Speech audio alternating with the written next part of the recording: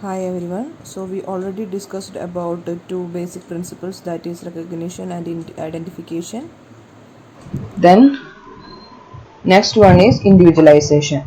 So after identifying the class characteristics, then they have to individualize the thing. So individualization is a unique of forensic science. It refers to the demonstration that a particular sample is unique even among members of the same class. So what is individualization? Individualization is very important in forensic science. It refers to the demonstration that a particular sample is unique and even among the members of the same class. It may also refers to the demonstration that a questioned piece of evidence from a crime scene and a similar non-sample of evidence has a common origin. So if uh, if we get evidence from the crime scene and if we know a non-sample of the same origin, we can identify them easily. In addition to class characteristics, the objects and materials possess individual characteristics that can be used to distinguish members of the same class. So this I already told. If we identify the class characteristics, it is very easy to identify the uh, object of that same class, like mrf tires, the thread pattern, everything will be same in maybe it looks same. So by identifying the tire print, we can identify that okay, this is from mrf tires. So this vehicle has used these mrf tires, but in that also some individual characteristic will be there because of the daily use and all those things, or maybe because of some manufacturing defects. So that also we can identify, that is the individual characteristic. So from that we can narrow down there are so many types of tires, so from that we can narrow down the tires into mrf tires. From that we can investigate further and we can find out which is the tire which involved in the crime. So this is individualization. The nature of these uh, characteristics varies from one type of evidence to another, but forensic scientists try to take advantage of them in efforts to individualize a piece of physical evidence. For example, we can say that fingerprints. So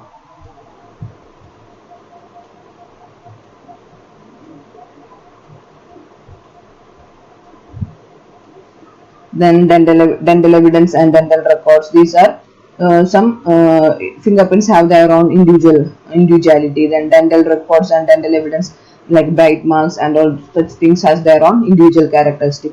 So the nature of these individual characteristics varies from one type of evidence to another, but forensic scientists has tried to take advantage of them in efforts to individualize a piece of physical evidence. Then the identification and individualization analysis of physical evidence and the conclusion drawn from them are very important ingredients in the final reconstruction. So we are recognizing physical evidence. We are after that we are identifying what is that physical evidence, their class characteristics, and from that class characteristics we are trying to identify the individual characteristics, and we are trying to narrow down the suspects. Then these all things, analysis of all this physical evidence will help to uh, do the final reconstruction. If any of these is failed to do, like if the recognition is not properly done or if the visualization is not properly done, the final reconstruction will be a fail. So these things are very much important in the final reconstruction. Then reconstruction is based on the results of crime scene examination, laboratory analysis, and other independent source of information to reconstruct the case events. Reconstruction often involves the use of inductive and deductive logic, statistical data, information from the crime scene, pattern analysis, and laboratory analysis result on a variety of physical evidence. So this thing we already told that it depends on inductive and deductive logic.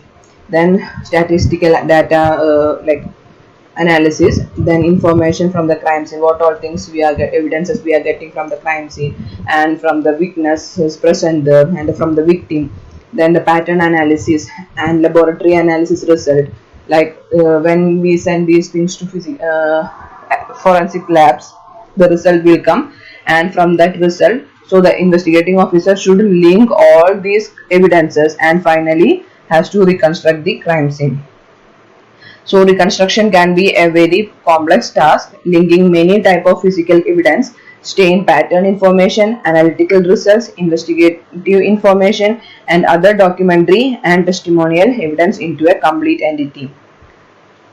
So reconstruction is a very complex task. They have to link all the physical evidences and all the other information, analytical results, investigative informations, and testimonial evidences to get a complete do a complete reconstruction of the crime scene.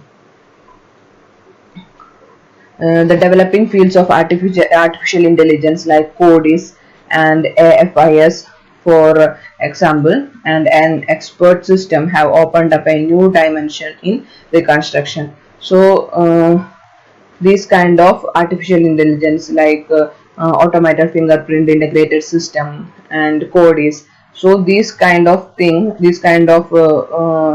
technologies is helping a lot for reconstruction, and these systems allow forensic scientist modeling and representation of laboratory analysis results, reasoning and enacting of a crime scene, comparing and profiling of a suspect, and making logic decisions concerning the case.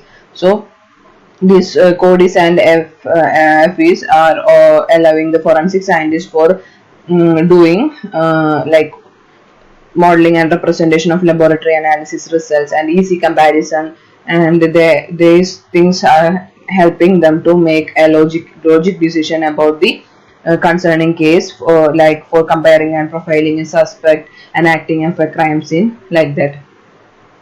Then advances in hardware and software have added systematic problem solving to the forensic scientist report.